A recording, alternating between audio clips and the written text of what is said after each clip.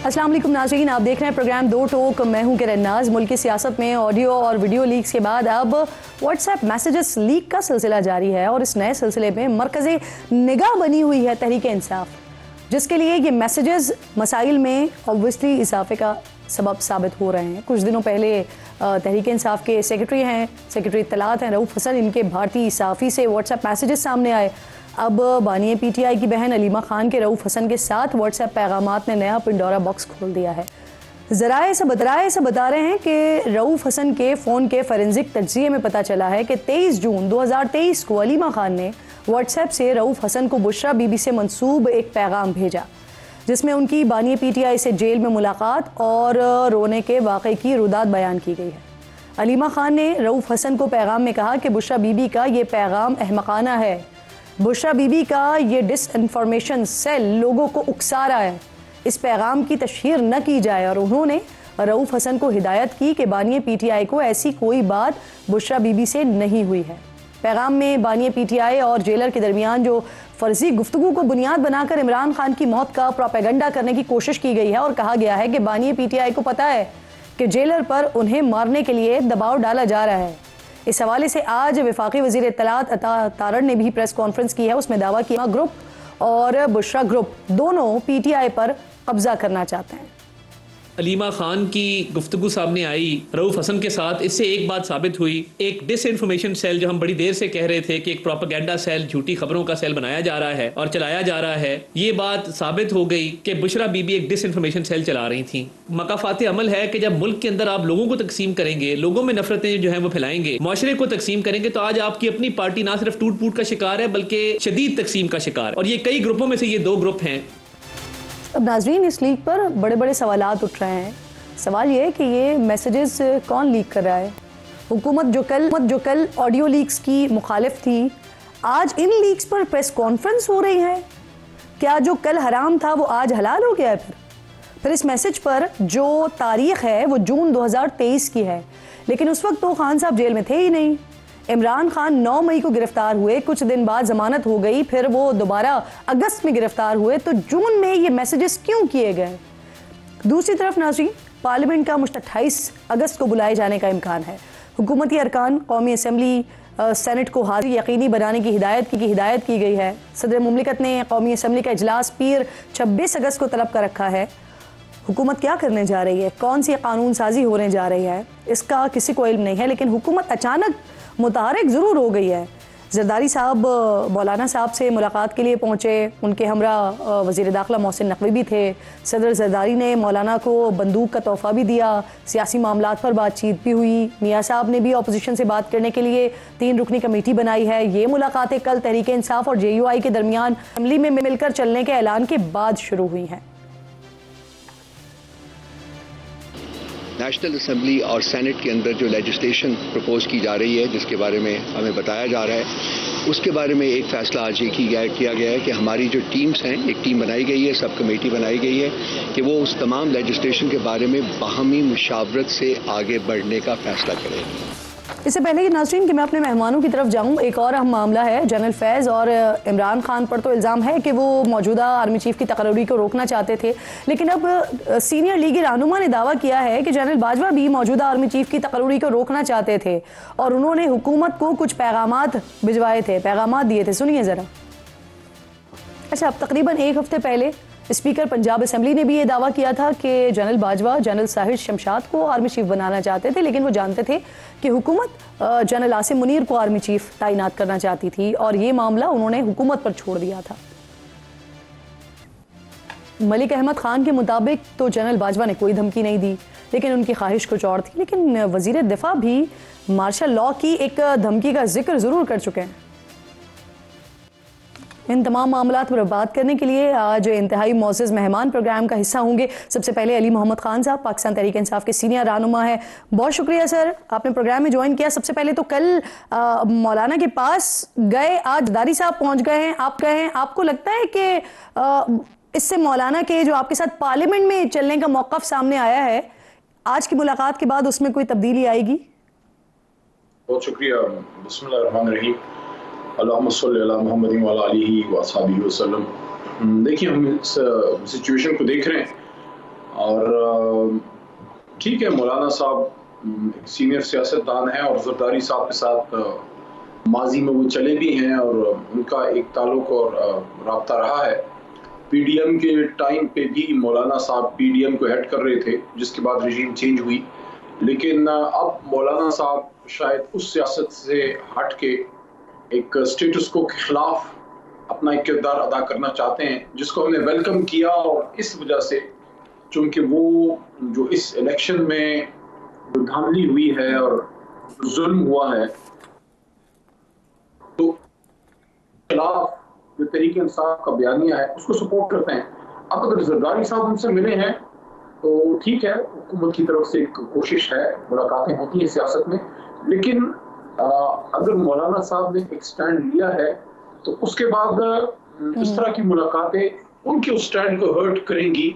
लेकिन सियासत में मुलाकात होती है, तो अभी इस पे जरूरत से ज्यादा मैं नहीं कमेंट करना चाहता। लेकिन कोई ना कोई बात होती है तो कोई मिलता है। लेकिन मौलाना साहब ने सबको ये यकीन दहानी तो कराई है, सिर्फ तहरीक इंसाफ को नहीं बल्कि सब को। जब वो एक बड़ा लीडर जब स्टेज पे खड़े होकर बात करता है तो इस इलेक्शन में जो फॉर्म 47 के जरिए धांधली हुई है उसके खिलाफ उन्होंने बात की है। तो हम on the face of it कह सकते हैं कि वो उस तहरीक का किसी ना किसी तरह बिल वास्ता या बिला वास्ता हिस्सा बनेंगे, जो तहरीक इंसाफ फोर फ्रंट पे लड़ना चाहती है। कि अगर आप जमहूरियत की बात करते हैं, अगर आप जमहूरियत की बात करते हैं तो फिर जमहूर की सुनना और मानना पड़ेगा। ठीक ठीक। अली भाई, वैसे ये कल की मीटिंग के जो आप लोगों को मालूम हो सकता है, हुकूमत अचानक से मुलाकातें शुरू हो गई हैं, फिर अचानक से इजलास वगैरह भी बुला लिए गए। क्या कानून साजी कर रही है हुकूमत, कुछ पता चल सका है आप लोगों को? ये इजलास को तो आप अचानक नहीं कह सकते, क्योंकि ये जो मुबारक सानी केस था उसके हवाले से कायमा कमेटी की रिकमेंडेशन ये थी कि सुप्रीम कोर्ट में रिव्यू में या पिटिशन में हुकूमत जाने से पहले उस रिकमेंडेशन को कौमी असम्बली में लाएगी और वहां से मुत्तफिका करारदाद पास होगी खत्म नबूवत सल्लल्लाहु अलैहि वसल्लम के लिए, और जो ये हिफाजत कुरान के लिए एक यूनानिमस करारदाद आएगी और उसके बाद पिटिशन जाएगी। लेकिन पिटिशन वो पहले कर दी। चले, जो भी है एक नेक नियति से की होगी और हम उसको सपोर्ट करते हैं, और उसका रिजल्ट हमने सुप्रीम कोर्ट में देखा। अब देखते हैं तफसीली फैसला क्या आता है। तो ये जो इजलास है ये बेसिकली 21 को बुलाया जाना था, लेकिन स्पीकर साहब मुल्क से बाहर थे। डिप्टी स्पीकर साहब का कोई हेल्थ इशू हुआ, लॉ मिनिस्टर साहब से मैं राब्ते में था उस इशू पे, क्योंकि इस पे हमसे कमिटमेंट थी हुकूमत की कि इस पे फौरी इजलास बुलाएंगे। लेकिन बहरहाल अब वो पीर को बुला रहे हैं। अब उस पीर के इजलास में हुकूमत अपना भी कोई और एजेंडा लाना चाहती है, उस पे अभी तक पोजीशन को हमें एतमाद नहीं लिया गया। लेकिन पीर के दिन जो बिजनेस एडवाइजरी होगी उसमें क्लियर होगा।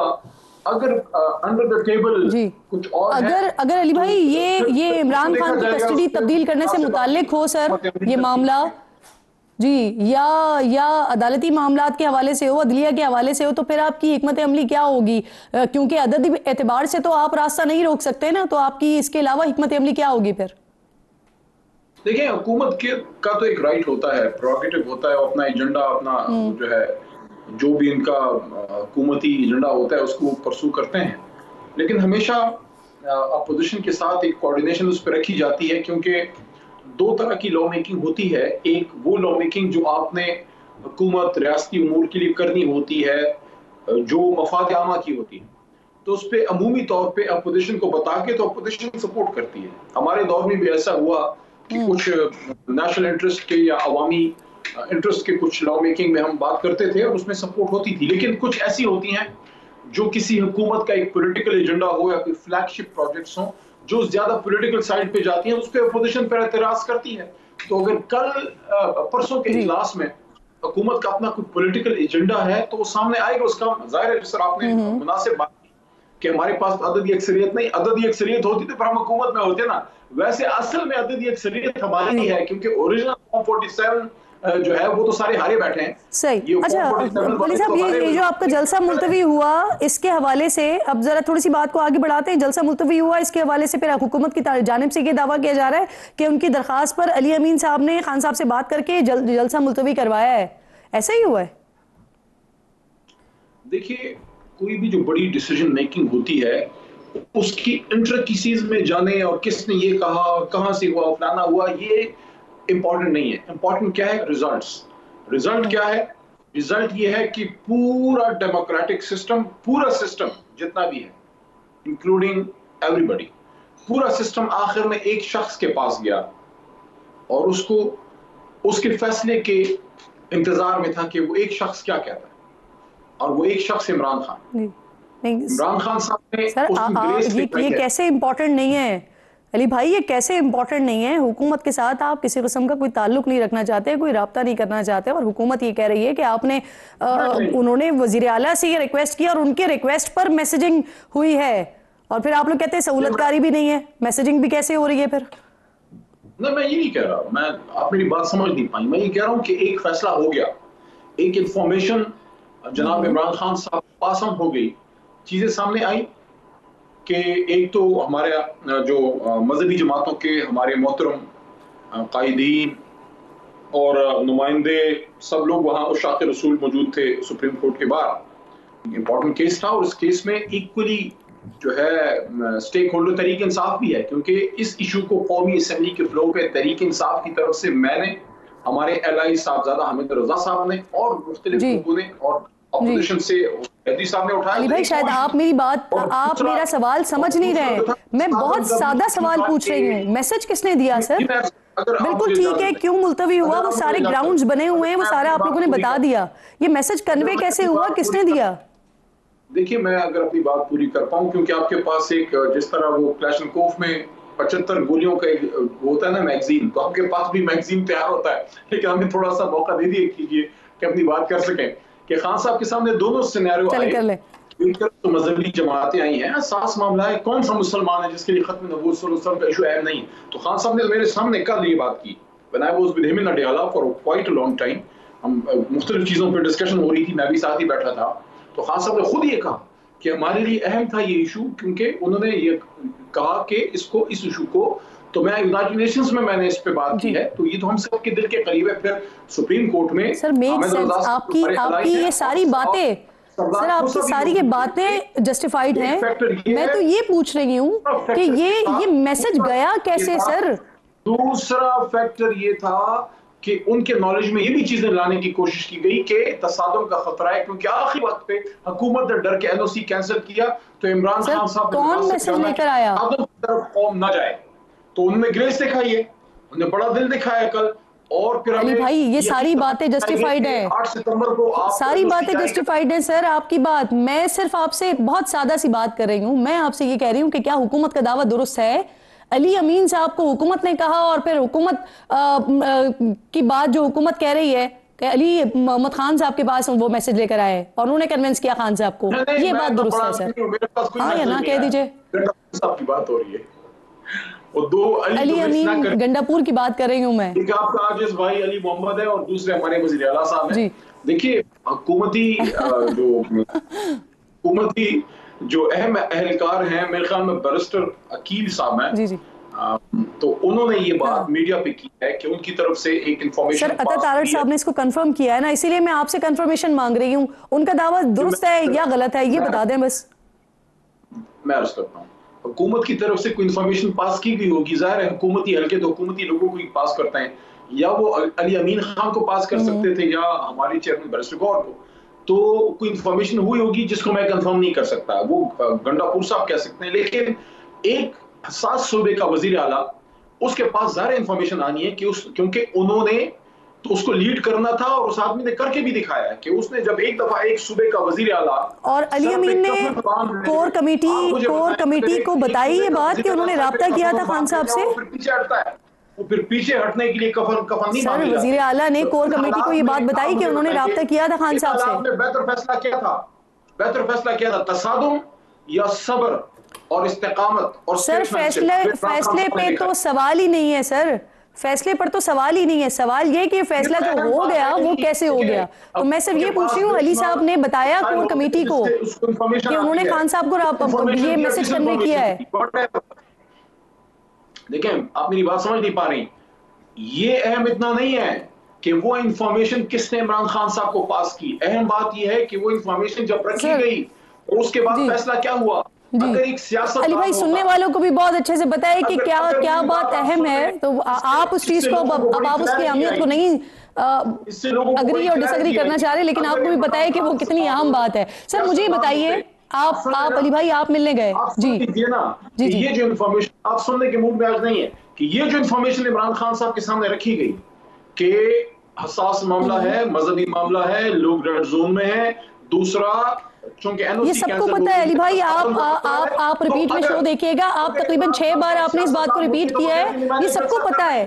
इस फैसले पर तो सवाल ही नहीं है सर, फैसले पर सवाल नहीं है, सवाल बार बार ये कर रही हूँ कि फैसला कैसे हुआ है, उस पर बात कर रही हूँ। अली अमीन गंडापुर ने खान साहब को मैसेज दिया या नहीं दिया, इसका हाँ या ना बता दीजिए ताकि हम आगे बढ़ जाए। देखिए, ये कोई कसौटी का प्रोग्राम तो नहीं है जो माजी में पीटीवी पे चलता था, जो इंफॉर्मेशन एक साबिक वज़ीर आज़म को, यानी आप जवाब नहीं देंगे इसका, ठीक है। 7 बजे आप मुझे एक मिनट आप मुझे ये बताइए, 7 बजे कोई जा सकता है अडयाला जेल में जब तक हुकूमत की इजाजत ना हो? तो ये बात क्लियर होगी कि हुकूमत की रिक्वेस्ट थी, हुकूमत की इजाजत थी, हुकूमत की इंफॉर्मेशन जिसको भी पास ऑन हुई है, हुकूमत की एक रिक्वेस्ट आई या निजाम की, इस तरह कह दें, या सिस्टम की एक रिक्वेस्ट आई इमरान खान साहब के पास। मैं दोबारा ये बात कर रहा हूं, अगर टिपिकल सियासतदान होता जो अना के कोई हमाला पे होता, जिसने बदला लेना था, जिसके अंदर कोई गुस्सा था या अना के उस जगह पे था कि नहीं मैंने करना है, सियासतदान ने जलसा करना था और सिस्टम का पैगाम हुकूमत के जरिए आया, उसने नहीं किया। उसने साबित किया कि वो 9 मई को भी पुरअमन था, वो 22 अगस्त को भी पुरअमन रहा, और वो सर अली भाई, सिस्टम का पैगाम हुकूमत के जरिए आया। देखिए, मैं इसको नहीं कंफर्म कर सकता क्योंकि मेरे पास पे एग्जैक्ट इंफॉर्मेशन नहीं है, लेकिन सिस्टम जो है, लेकिन सर अगर हुकूमत के जरिए आए तो ये आप लोगों के लिए भी एक बहुत बड़ा मैसेज है। सर मुझे ये बताइए, ठीक, बिल्कुल ठीक, तो इट मींस कि फिर आप लोगों के लिए रास्ते हुकूमत से बात करने से ही आपके रास्ते खुलने हैं। सर आगे बढ़े, ये बताएं अली भाई, आप कल खान साहब से मिलने आए, आपने बताया कि इमरान खान कह रहे हैं कि 8 सितंबर का जलसा किसी सूरत मौखर नहीं होगा, लेकिन इलेक्शंस के बाद से अब तक सर तहरीके इंसाफ ने जितनी भी तारीखें दी हों, वो चाहे 22 अगस्त की तारीख हो, चाहे ये पिछली तारीख हो, चाहे उसे अब आने वाली तारीख हो, माजी में देखें ना, वो मौखर होते रहे हैं, जलसे मुलतवी हुए हैं, 5 तकरीबन आपके जलसे मुलतवी हुए हैं। क्या गारंटी है कि फिर ये 8 सितंबर वाला भी मुलतवी नहीं होगा? इसकी क्या गारंटी है कि कल शहबाज शरीफ वज़ीर आज़म होंगे? है क्योंकि उनको खुद भी यकीन नहीं है। वैसे देखिए, ये गारंटियों पे जिंदगी नहीं चलती, जिंदगी तवक्कुल का नाम है, और इमरान खान साहब ने तवक्कुल किया।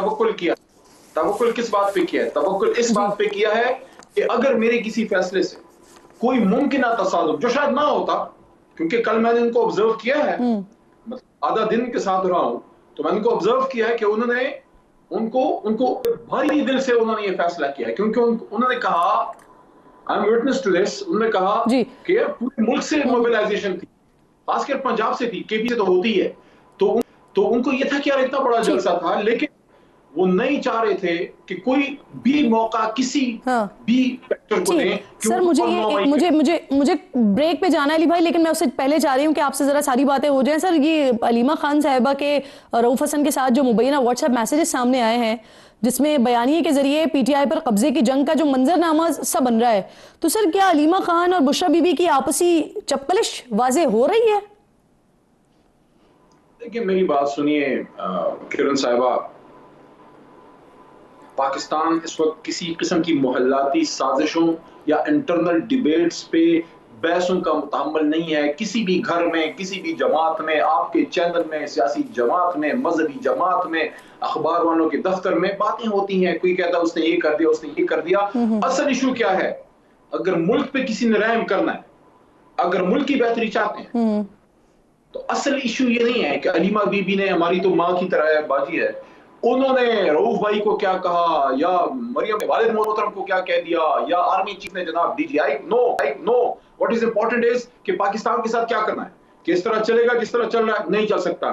आपको तमाम पॉलिटिकल फोर्सेस को बैठाना पड़ेगा या उनको बैठना पड़ेगा। जो मैंने पार्लियामेंट में एक बात की थी कि तमाम पॉलिटिकल फोर्सेस बैठे। बाकी सारी जमातें तो आपको ऑफर भी कर चुकी ना, लेकिन आप तो उनके साथ बैठने को तैयार नहीं है। आप एक ही तरफ इशारा करते हैं कि हमने अगर बात करनी है तो एक ही तरफ करनी है, लेकिन अब जो आपने खुद कंफर्म किया है कि अगर हुकूमत के जरिए ये आ रही हैं चीजें, तो फिर आपके लिए बड़ा वाज़ेह मैसेज भी है ना कि अगर आपने मामलात को सेटल डाउन करने के लिए भी बात करनी है तो हुकूमत से ही करनी है। अली मोहम्मद खान साहब, बहुत बहुत शुक्रिया, आपका प्रोग्राम में साथ मौजूद थे। सेनेटर का साहब मुझे ज्वाइन कर चुके हैं JUI फे से, बहुत शुक्रिया। अस्सलाम वालेकुम सर, कल PTI वफ्द से मुलाकात हो गई आप लोगों की, पार्लियामेंट में साथ चलने पर इत्तेफाक हुआ है, आज कमेटियों की भी मीटिंग थी, क्या हिकमत अमली तय पा गई है आपकी और PTI के दरमियान? देखिए, मैं कल भी कोयटा में था, आज भी कोयटा में। कल मैं अपना वीडियो लिंक पे था बाकी साथियों के साथ, आज मैंने ट्रैवल करना है और देन जो है उसके बाद हम आपस में बैठेंगे। 2 सब कमेटियाँ बनी हैं इस वक्त, एक मेरी और शिबली फराज साहब की, दूसरी हैदरी साहब और बैरिस्टर गौहर साहब की। तो 2 कमेटियां हैं। ये पार्लियामान के अंदर जो है ना वो जो इश्यूज़ होंगे उन इश्यूज़ पे बात करके आपस में एक जैसी हिकमत अमली अपनाने की कोशिश करेगी। ये सब सब्जेक्ट टू अप्रूवल होगा बाय दी क़यादत। और बाकी रिमेनिंग मामलात में भी हम कोशिश करेंगे कि बढ़ने की आगे, मगर किस हद तक बढ़ सकते हैं आपको बताएंगे, जहाँ तक बढ़ सके वो फिर बता देंगे। सही सर, पीर को जो असेंबली में कानून साजी होने जा रही है, इसके बारे में क्या मालूम है आपको, और इसके लिए तहरीक इंसाफ के साथ कोई हिकमत अमली होगी आपकी? देखिए, सुना है कि कोई कॉन्स्टिट्यूशनल पैकेज ला रहे हैं, जो ट्रेजरी बेंचेस जो है वो अपना ला रही है कोई कॉन्स्टिट्यूशनल पैकेज, मगर अब तक उन्होंने बगल में छुपा के रखा हुआ है। स्पेकुलेशंस हैं इस पे, उनके जहन में भी, PTI के जहन में भी कुछ था कि शायद इस तरह की जो है ना कॉन्स्टिट्यूशन लाएँ, कुछ हमारे जहन में था। तो मैं आ जाऊं तो फिर अपना मैं शिबली फराज साहब से जो है वो राब्ते में रहूँगा और हुसैन साहब से भी इसी तरह से फिर राब्ता होगा, बैरिस्टर साहब का हैदरी साहब के साथ फिर बैठ के देखते हैं। मगर एक दफ़ा टेबल तो करें ना, टेबल करें, फिर उसके बाद इसको आगे लेके बढ़ेंगे। मगर हमें ख़दशा ये है कि इसको कमेटियों को बाईपास करते हुए कोई कॉन्स्टिट्यूशनल अमेंडमेंट लाने की कोशिश करेंगे। अब वो कॉन्स्टिट्यूशनल अमेंडमेंट है, आया हो सकती है, नहीं हो सकती, 2/3 मेजॉरिटी जो है वो मौजूद है, नहीं मौजूद, ये सारे ऐसे सवालात हैं जिसको अभी तक आंसर होना है। तो इसमें अभी 1-2 दिन रिक्वायर्ड होंगे। 26 को कौमी असम्बली का इजलास बुलवाया, 27 को अपना सेनेट का इजलास है।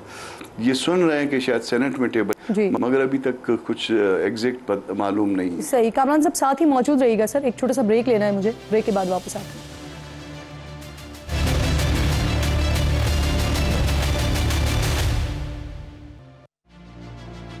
प्रोग्राम में एक बार फिर आपको खुशामदीद कहेंगे। जमीयत उलमा इस्लाम के मौक़िफ़ के लिए सेनेटर कामरान मुर्तज़ा साहब साथ मौजूद हैं। कामरान साहब, बानी PTI को ऐसा लगता है कि उनका केस जो है वो फ़ौजी अदालत में चलाया जा सकता है, हुकूमती हलकों से भी इसी तरह के इशारे मिल रहे हैं, तो सर अगर ऐसा होता है तो इस पर क्या स्टांस होगा JUIF का? देखिए, मैं अपना ज़ाती इसमें स्टांस बता सकता हूँ। मैंने एक ज़ाती मेरी सोच ये है कि किसी भी सिविलियन का ट्रायल जो है वो आर्मी एक्ट के तहत नहीं होना चाहिए, मिलिट्री कोर्ट में नहीं होना चाहिए, ये मेरा ज़ाती स्टांस है। और पार्टी के सामने जब ये मामला आएगा तो फिर पार्टी के इदारे तय करेंगे, फिर उसमें शायद कोई एक शख्स कोई या उसका ओपिनियन जो है ना वो मैटर ना करे, फिर इज्तिमाई तौर पे जो भी सोच बनी वो सोच होगी हमारी, फिर उसको पब्लिक भी करेंगे इंशाल्लाह। सर, क्या पार्टी लाइन की खिलाफ वर्जी करते हुए कोई रुकन आईनी या कानूनी तरमीम के लिए वोट दे सकता है, और अगर दे सकता है तो उसका वोट काउंट होगा सर, क्योंकि पार्टी इसके खिलाफ क्या एक्शन ले सकती है सर? 2 चीज़ें आपके सामने हैं। एक आर्टिकल 63A है, उसमें 4-5 चीज़ें ऐसी हैं जिस पे कतगन है।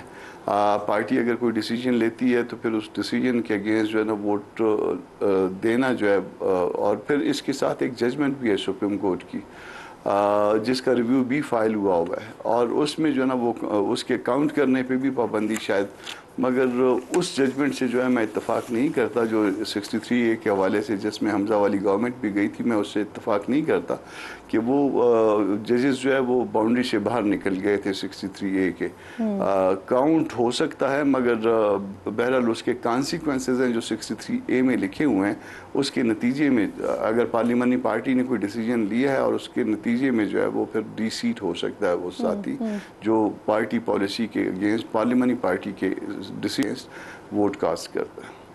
सही। तो सर, जमीयत उलमा इस्लाम ने ये फैसला किया है कि किसी सियासी इत्तेहाद के बगैर आप अपनी तहरीक खुद चलाएंगे। सर, वजह क्या बनी है इसकी? पीटीआई की गैर संजीदगी इसकी वजह बनी है या फैज़ हमीद का कोर्ट मार्शल इसकी वजह बनी है? देखिए, फैज़ हमीद के खिलाफ जो कार्रवाई है इसकी कोई कतन उसके साथ कोई ताल्लुक नहीं है। वो फ़ौज का इंटरनल मामला ज़रूर करे और फैज़ हमीद साहब जो कुछ करते रहे वो जाने, फ़ौज जाने। मगर उसमें जो हमारे जहन में कुछ 2-3 चीज़ें हैं। एक ये कि जब इन्होंने इत्तेहाद बनाया था तहफ़्फ़ुज़ दस्तूर के हवाले से, उस वक्त पीटीआई एग्जिस्ट करती थी, मगर पीटीआई को उस वक्त एतमाद में नहीं लिया गया। तो जब नहीं लिया गया, ये एक ऐसी चीज़ है कि अब इस स्टेज पे आके हमें कहा जाए कि आप इसमें शामिल हो जाएं, तो मेरा ख्याल है कि बात नहीं बनती है। उस वक्त उन्होंने मुनासिब नहीं समझा। शायद आज हम इस बात को या किसी भी हवाले से ले लीजिए, पॉजिटिवली नेगेटिवली इसको हम, और दूसरा जो है हमारा वर्कर जो है वो अभी तक इतना नज़दीक नहीं आया कि हम दोनों पार्टियां जो है वो मिल के कोई तहरीक चला पाएँ। तो खुदा न खास्ता बाद में कल कोई गिला हो तो हम पहले जो है ना वो कहते हैं कि आप अपनी तहरीक चलाइए, हम अपनी तहरीक शुरू करते हैं या करेंगे।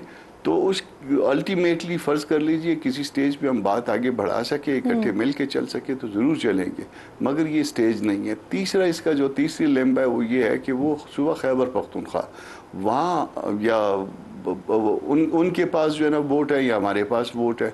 हमने बहुत सी सीटों पे जो है ना बिल्कुल जो क्लोज मार्जिन में जो ना उनसे हारे हैं या हराए गए हैं, तो ये भी हमारे ज़हन में है। तो इस तरह से इस स्टेज पे जो ना ये कह देना कि हम मिल के कोई बना लेते हैं और फिर उसके बाद तारीख चलाएंगे, ये मेरा ख्याल है प्री मैच्योर है। फिर एक इत्तेहाद का तजर्बा भी हमको है, उसके नतीजे में वो पार्टियां तो अंदर हैं जिसको हमने जो है ना वो सहारा दिया था, मगर हम तो अंदर नहीं हैं, हम तो बाहर हैं और अपना साइज़ हम रिड्यूस कर बैठे हैं। ये बातें हमारे जहन में हैं, उसकी वजूहत हमारे अपने जहन में भी हैं कि क्यों रिड्यूस हुआ साइज़, किसके कहने पे हुआ। तो फिर कल अगर इससे भी ज़्यादा कोई दोस्त जो है ना वो करे तो ना हमारा गिला होना चाहिए किसी के ख़िलाफ़, ना किसी का हमारे ख़िलाफ़ गिला होना चाहिए। फिल वक्त अपना अपना शुरू करते हैं, अगर हम इकट्ठे आगे या कोई ऐसा मरहला आया तो फिर देखेंगे। सर, माजी के तजर्बे की बात कर रहे हैं आप, तो क्या पीडीएम में शामिल होने का अफसोस है? पीडीएम देखिए वो माजी था, माजी में बहुत सारी चीज़ें होती हैं जिसको आप समझते हैं कि उससे आपने जो ना तजर्बा हासिल किया, तो उससे भी हमने कोई तजर्बा हासिल यकीनन किया है। हमें एक अच्छा जो है आप समझ लीजिए कोई लर्निंग हुई है उस हवाले से कि सियासत में जो है ना वो बिल्कुल जो है ना किसी पे आंखें बंद करके इत्मीनान कर लेना या कि कोई कहे कि आप बहुत अच्छे हैं, आइए आप सारे अपने वर्कर्स को भी निकालिए और हम तो निकालने जोगे नहीं हैं। तो ये हमने इससे जो है एक सीखा है। तो जो चीज़ सीखे वो आप भले वो बिटर भी हो मगर अच्छी होती है। सर, मौलाना साहब ने जुलाई में ये दावा किया था कि पीटीआई दीगर असम्बलियों से इस्तीफ़ा देगी, केपीके असम्बली को तहलील कर देगी, लेकिन उसके फौरी बाद ही पाकिस्तान तहरीक इंसाफ की तरफ से इसकी तरदीद हो गई थी। तो क्या ये वजह है सर, इस वादा खिलाफी पर नाराज़ हैं आप? क्योंकि उन्होंने इतनी बड़ी बात बगैर किसी वजह के तो नहीं कही होगी मौलाना साहब ने। साहब के स्टेटस के आदमी से आप समझती हैं कि कोई ऐसी बात हुई हो जो उन्होंने गलत समझी हो और गलत तौर पे जो है ना कह दी हो और जिसको कंट्राडिक्ट भी किया जा सके? बहरहाल वो बात भी गुजर गई। हम एक अच्छे जेस्चर, क्योंकि हमारी कल मुलाकात हुई है, एक अच्छे जेस्चर के तौर पे हम इस बात को रिपीट नहीं करते, ये हमारे पार्ट पे एक जेस्चर समझ लीजिए। मगर स्टिल क्या पीटीआई का मुतालबा ये नहीं है कि नए इलेक्शन करवाए जाएँ? और क्या नए इलेक्शन जो है असेंबलियों की मौजूदगी में हो सकते हैं? मेरा ख्याल है इसका यही जवाब काफ़ी है। सर, इस तरह की खबरें भी हैं कि मौलाना साहब ने मुतालबा किया था KPK हुकूमत इलेक्शन में धांधली की तहकीकात के लिए पेशावर हाई कोर्ट को खत लिखे। इब्तिदा में PTI की तरफ से इस बात की यकीन दहानी भी आई थी सामने, लेकिन इसके बाद वज़ीर आला ने मुखालफत कर दी थी इस मामले की। मुझे मौलाना साहब का नहीं पता, मगर मैंने अपनी ज़ाती तौर पे ये बहुत सारे प्रोग्राम्स में कहा था, और जिसका रिस्पांस ये आया था PTI के दोस्तों की तरफ से कि जी हम इस बात के लिए तैयार हैं। मगर बाद में जो है ना वो आहिस्ता आहिस्ता उन्होंने इस बात से फासला बनाना शुरू कर दिया। उन्होंने कहा कि नहीं, जब पूरे मुल्क में हो, हम ये मैं मौलाना साहब की किसी बात को कंफर्म या डिनाई नहीं कर रहा, मगर मेरा जो बहुत से प्रोग्राम्स में और बहुत से PTI के दोस्तों के साथ जो है मुतालबा रहा था कि आप जो है कम अज़ कम chief justice Peshawar high court को ख़त लिख दीजिए, इलेक्शन कमीशन ऑफ पाकिस्तान को ख़त लिख दीजिए कि हम खैबर पख्तूनख्वा में जो है ऑडिट कराने के लिए तैयार हैं और इसके लिए किसी जज के लिए का तयन हो जाए। तो शुरू में तो पॉजिटिव रिस्पांस था, बाद में उनकी तरफ से जो है ना उन्होंने डिस्टेंस करना जब शुरू किया तो, मगर नाराज़गी इस बात पे कोई नहीं है। मौलाना साहब ने कहा हो तो मुझे इस नहीं है, मगर मैं अपनी बात की तस्दीक करता हूँ कि उन्होंने इस बात से डिस्टेंस किया। सर थोड़ा सा आगे बढ़ते हैं, अगर मैं JUI का पॉइंट ऑफ व्यू लेना चाहूँ फैज़ हमीद साहब के कोर्ट मार्शल के हवाले से, आपका क्या स्टांस है, कैसे देखते हैं आप इस कार्रवाई को? क्योंकि ISPR की जो प्रेस रिलीज है उनके मुताबिक जनरल फैज़ हमीद ने आर्मी एक्ट के खिलाफ वर्जी की अपने रिटायरमेंट के बाद, और हुकूमत के मुताबिक फैज़ हमीद जो है वो बानी के साथ 9 मई की साजिश में मुलव्वस थे। इलेक्शन से पहले आप लोगों को भी ऐसा लगता था कि सर PTI की सहूलतकारी की जा रही है? देखिए, जहाँ तक फैज़ हमीद का ताल्लुक है, फैज़ हमीद वाला मामला जो है वो फौज का अपना ज़ाती मामला है। मैं ज़ाती तौर पे उनको जो है वो पसंद नहीं करता फैज़ हमीद साहब को। उसकी बहुत सी रीज़न्स हैं, कुछ ज़ाती भी हैं, कुछ अदरवाइज़ जो मुल्क के साथ जो कुछ वो करते रहे। मगर अब वो PTI का उसके साथ क्या ताल्लुक था वो PTI कह दे तो ज़्यादा बेहतर है, क्योंकि एक एंड पे फैज़ हमीद साहब हैं, वो कस्टडी में है। कस्टडी में कोई शख्स होता है, जैसे इमरान खान साहब जब कस्टडी में चले गए थे तो हमने अपने तमाम तर इख्तलाफात की बावजूद जो है उनके ख़िलाफ़ कोई बात नहीं की थी और आप कोशिश करते थे कि अपना मौक़िफ़ ना दें उस मामले में। इसी तरह फैज़ हमीद साहब वाला मामला जो है अब फ़ौज जाने, फैज़ हमीद साहब जाने, उनका इंटरनल मामला जाने। मगर अगर कोई मामला जो है ऐसा है कि जो सिविल ट्रांजैक्शन के बारे में इल्ज़ाम और फ़ौज से रिटायरमेंट के काफ़ी अरसे बाद का है, तो फिर मेरा ख्याल है कि वो मामला जो है फ़ौज के अंदर का नहीं रहता, वो फ़ौज से बाहर रेगुलर साइड का हो जाता है। तमाम तरह इल्ज़ाम जब आएंगे तो फिर उस पर राय देना कोई मुमकिन। और आपके इल्म में क्या है सर, फैज़ हमीद इलेक्शन से पहले भी तहरीक इंसाफ की मुआवनत कर रहे थे? देखिए, वो बहुत से लोगों की ज़ाती तौर पे भी मुआवनत करते रहे हैं। वो ज़ाती तौर पे लोगों के बहुत सारे मामलात में इसी तरह से इलेक्शन से हवाले से मामलात में इन्वॉल्व रहे हैं। किसी की मुआवनत करते रहे, किसी की मुखालफत करते रहे। उसमें बहुत लोग शामिल हैं मामलात को, बस अब चूंकि वो कस्टडी में तो ना कहें तो बेहतर। तो सर किन लोगों की मुआवनत कर रहे थे, अगर किसी का नाम बता सकें आप? वो उसमें चुने हुए लोग थे। उसमें PTI का मुझे इस वक्त नहीं कहना चाहता मैं कुछ भी, मगर वो चुने हुए लोग थे, उसमें और पार्टियों के लोग भी थे। बहुत शुक्रिया, आपका साथ मौजूद थे कामरान मुर्तज़ा साहब। कमर ज़मान कायरा साहब पाकिस्तान पीपल्स पार्टी के सीनियर रहनुमा हैं, प्रोग्राम में मुझे ज्वाइन कर चुके हैं। बहुत शुक्रिया सर आपके वक्त का। सबसे पहले ये फरमाइए, सदर जरदारी साहब की आज फजल रहमान साहब से मुलाकात हुई है, क्या पैगाम लेके गए थे जरदारी साहब उनके पास और क्या जवाब मिला मौलाना साहब से? मुझे नहीं पता जी, मैं क्योंकि मीटिंग के अंदर था नहीं और मैं इस्लामाबाद भी नहीं, मेरा राब्ता नहीं हो सका। लेकिन एक बात बहरहाल आम फहम है कि मौलाना फजलुर रहमान साहब से जरदारी साहब की बड़ी पुरानी न्याज़मंदी है, दोस्ती है। तलखियाँ कभी कभी हो जाती हैं सियासत में, वो भी उनको अपना दोस्त तस्लीम करते हैं और अच्छे ताल्लुकात हैं। पिछले दिनों ज़रा थोड़े से तल्ख माहौल बन गया था, लेकिन इसके बावजूद जरदारी साहब के अल्फाज बड़े मोहतात रहते हैं। और आज अगर वो दोनों इकट्ठे हुए हैं, जरदारी साहब उनकी तरफ गए हैं, तो मुल्की हालात को सामने रखते हुए वो उनके पास यही सवाल लेके गए होंगे अमकानी तौर पे कि इस मुल्क के अंदर जो इलेक्टोरल प्रोसेस है उसको हमने शफाफ बनाने की हत्तुल इम्कान हमेशा कोशिश की है, लेकिन कुछ न कुछ कमी रह जाती है। और अब भी अगर कमी रही है तो उस कमी को दूर करने के लिए इकट्ठे बैठ कर दूर करते हैं, लेकिन मुल्क के हालात को देखें और उसको आगे लेके बढ़ने के लिए हमें ये जो इदारा जाती और सियासी आपस में कशमकश है, चपतलश है और तलखी है, और जो इस वक्त एक सोशल मीडिया का एक तूफान उठा हुआ है, उस तूफान को अगर हमने टाइमली काबू न किया तो ये सोशल मीडिया का तूफान और ये आने वाले दिनों में बल्कि अभी भी शुरू हो गया है एआई का, आर्टिफिशियल इंटेलिजेंस का, ये हमारे जैसे माशरों को जिंदा नहीं रहने देगा। यहाँ तो जिसका जी चाहेगा इसका इस्तेमाल करके, ये सियासतदान हो या मजहबी लोग हो या अदरवाइज, तो ये सबको आपस में लड़वा के उनके लिए ये स्पेस खत्म कर देगा। ये तो बड़ी खतरनाक सूरत हाल है। सर, क्या आइंदा हफ्ते जो मुमकिन तौर पर कानून साजी होने वाली है, इस हवाले से भी कोई तबादला ख्याल हुआ है इस मुलाकात में? और सबसे इम्पोर्टेंट ये कि क्या ऐसी अहम कानून साजी हो रही है कि जिस पर हुकूमत को अपोजिशन की जरूरत पड़ गई? कायरा साहब, मुझे नहीं पता फ्रेंकली, मैं क्योंकि पार्लियामान में नहीं हूँ, लिहाजा मुझे पार्लियामेंट्री प्रैक्टिसेस का सही मानों में इल्म नहीं होता। अनलेस मैं इस्लामाबाद जाऊँ, वहाँ दोस्तों से मुलाकात हो या कोई पार्टी के अंदर डिस्कशन हो जाए तो फिर, अदरवाइज ना मेरा उस वक्त मौजू होता है, ना मैं ताकि उसको इंटरेस्ट मिले, वो इतना उस पर गौर फिक्र करता। सर, हुकूमत ने पीर को कौमी असम्बली का इजलास बुलाया हुआ है, मंगल को सेनेट का इजलास बुलाया हुआ है, अब खबरें आ रही हैं बुध को पार्लियामेंट का मुश्तरका इजलास हो रहा है। इतनी हबड़दबड़ अचानक?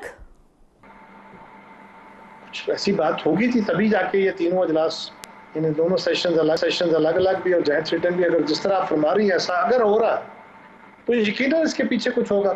मैं ज़ाती तौर पे समझता हूँ कि जो बहुत जल्दबाजी में की गई कानून साजी होती है वो अक्सर नुकसानदेह होती है, या उतना उसका अगर नुकसानदेह न भी हो तो उसको उतना फ्रूट नहीं आता। लेकिन वो क्या है, आखिर आइन के अंदर ये जो एक रास्ता रखा गया है कि आप क्विक डिसीजन मेकिंग करनी हो, क्विक लेजिस्लेशन करनी हो, तो ये रास्ते इख्तियार हो सकते हैं। ये पॉसिबिलिटीज छोड़ी इसलिए गई हैं कि कभी ये भी वक्त आ जाता है, लेकिन उसके लिए कोई बहुत एक्सट्रीम सूरत हाल हो। अब मेरे इल्म में क्योंकि है नहीं कि कोई कानून साजी आ रही है या रूटीन का कोई बिजनेस आ रहा है, मेरे इल्म में। सर, बात ये भी हो रही है ना कि बानी पीटीआई का केस जो है वो मिलिट्री कोर्ट में चलाया जा सकता है, तो अगर ऐसा होता है फिर पीपल्स पार्टी का स्टांस इस पे क्या होगा? देखिए जी, वो पीटीआई के बानी का हो, इमरान खान साहब का, या किसी और का हो, किसी कारकुन का हो या किसी जमात का हो या किसी और शहरी का हो, जो कोई जुर्म जिस कानून के जुमरे में आता है उस कानून के तहत उसको ट्रायल होना चाहिए। बड़ा सिंपल कुरिया, ना किसी के साथ ज्यादती होनी चाहिए, ना किसी को एक्सेप्शन दी जा सकती है। यानी बानी पीटीआई का ट्रायल मिलिट्री कोर्ट में होता है तो हिमायत होगी पीपल्स पार्टी की तरफ से? मैंने एक सिंपल आपको असूल की बात कही है कि मुल्क के अंदर मुख्तलिफ कवानीन हैं, उसमें मिलिट्री कोर्ट का भी है, एंटी टेररिस्ट कोर्ट का भी है, उसमें क्रिमिनल कोर्ट का भी है, उसमें सिविल लिटिगेशन भी है। जो जुर्म जिस कानून के जुमरे में आता है उस कानून के तहत उसका ट्रायल होना चाहिए। ये कानून है, ये तरीकाकार है, उसमें ना किसी की जमात के सरबराह का जिक्र है, ना किसी आम आदमी का जिक्र है, ना किसी कारकुन का जिक्र है। सबको एक आंख से, यही बानी पीटीआई भी कहा करते थे और यही हमारा भी सही। अब सर थोड़ा सा आगे बढ़ते हैं। कल गवर्नर हाउस लाहौर में आपका और नून लीग की कमेटीज का, आप दोनों कमेटीज का एक अहम इजलास होने जा रहा है, तो उस इजलास का एजेंडा क्या है? ये पंजाब की हमारी तंजीम के लोग और जो मुस्लिम लीग की लीडरशिप है वो मिल रहे हैं, तो नेचुरली उसका एजेंडा पंजाब स्पेसिफिक होगा। वह जब गवर्नमेंटें बनती है ना जी, कोalition, तो कोalition गवर्नमेंटें किसी अफ़ाम तफ़हीम पे बनती हैं और वो अफ़ाम तफ़हीम को नॉर्मली पेन डाउन कर दिया जाता है, कोई तहरीर लिख ली जाती है और हम उस तहरीर के ही शाकी हैं कि उस पर पिछली दफ़ा भी हमने अर्ज़ किया था कि अमल नहीं हो रहा। अब भी उसमें कोई शायद उसकी पेश दुरुस्त नहीं है या उसके ऊपर किसी जगहों पे अमल उस तरह नहीं हो रहा जिस तरह चाहा जा रहा है। शायद मुस्लिम लीग की तरफ से भी चाहा जा रहा हो कैसे अमल हो, लेकिन हो नहीं रहा। तो उसके लिए एक मीटिंग हो रही है। ये जब भी कोई डेडलॉक, छोटे मोटे प्रॉब्लम जिस तरह, तो ये मीटिंग करके उसका हल निकाल दिया जाता है। तो ये मीटिंग हल करने के लिए नहीं, आप कह रहे हैं मीटिंग जो है वो मसाइल हल करने के लिए, तो कौन से मसाइल हैं जो हल नहीं हुए हैं जिसको हल के लिए अब मीटिंग हो रही है? वो 25 पॉइंट का एक मुआहदा था जिस दिन हमारा मुआहदा हुआ था हुकूमत के मुस्लिम लीग के साथ, और वो मियाँ शहबाज शरीफ साहब ने और बिलावल साहब ने साइन किया था। वो सारी कापीज आपके पास मौजूद हैं। आप बता सकते हैं सर उस तहरीरी मुआहदे में उन 25 निकात में या मुतालबात में क्या था? मैं बता रहा हूँ ना जी कि उसमें कुछ चीज़ें वो हैं कि हम PSDP जो है वो शेयर करेंगे, लेजिस्लेशन से पहले एक दूसरे से मशावरत करेंगे, सूबों के अंदर होने वाली जो सूरत हाल है माबैन सूबा जात, उसके अंदर हम जो फेडरल डेवलपमेंट रूल है उसको किस तरह लेके चलेंगे, और तकरीरें अगर करनी है तो उसका तरीकाकार है, तो उसमें कुछ फार्मूलाज बनाए गए। तो अब उसके हल के लिए मीटिंग्स हो रही हैं। सर बिल्कुल ठीक सर, थोड़ा सा आगे बढ़ते हैं। इरफान सिद्दीकी साहब, सेनेटर इरफान सिद्दीकी साहब, वो कहते हैं कि जनरल बाजवा जनरल आसिम मुनीर को आर्मी चीफ नहीं लगाना चाहते थे, बल्कि आर्मी चीफ के लिए जो 5 नाम भेजे गए थे उन्होंने कहा कि जनरल आसिम मुनीर को छोड़कर इन 4 में से किसी को भी चीफ बना दें। पीपल्स पार्टी तो सर हुकूमत का हिस्सा थी उस वक्त, तो क्या इस तरह का कोई पैगाम आप लोगों तक भी आया था? मेरे इल्म में नहीं है जी कि इस तरह का कोई पैगाम दिया गया था, और ये मामला क़यादत के तक ही महदूद होता है। ये बहुत ज़्यादा डिबेट नहीं होता पार्टी के सारे कैडर्स के अंदर, ये क़यादत तक महदूद रहता है। और अगर प्राइम मिनिस्टर ने अपने कुछ लोगों से हमारी क़यादत के साथ कुछ डिस्कशन की होगी तो कम से कम मेरे इल्म में वो नहीं है। बिल्कुल ठीक। कमर ज़मान कायरा साहब, बहुत शुक्रिया, प्रोग्राम में आप साथ मौजूद हैं। हम गुफ्तगू कर रहे थे, वक्त भी ख़त्म हो गया है। इंशाल्लाह नाज़रीन से मुलाकात होगी कल। अपना और अपने मुल्क का खास ख्याल रखिए और फ़लस्तीन को अपनी दुआओं में याद रखिए। अल्लाह निगहबान।